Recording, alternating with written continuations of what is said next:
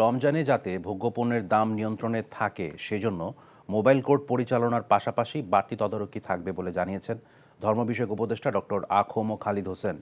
দুপুরে সিলেটে হাওড় অঞ্চলের প্রাকৃতিক পরিবেশের সুরক্ষা, জীববৈচিত্র্য সংরক্ষণ ও মানুষের জীবনমান উন্নয়ন সম্পর্কে ইমামদের মাধ্যমে উদ্বুদ্ধকরণ বিষয়ক সেমিনারে এসব কথা বলেন তিনি।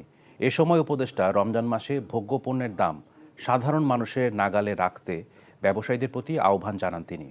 রমজান মাসে যাতে নিত্য ব্যবহার্য দ্রব্য সামগ্রী জনগণের ক্রয় ক্ষমতার ভিতরে থাকে, এ ব্যাপারে আমরা সরকার অত্যন্ত সচেতন।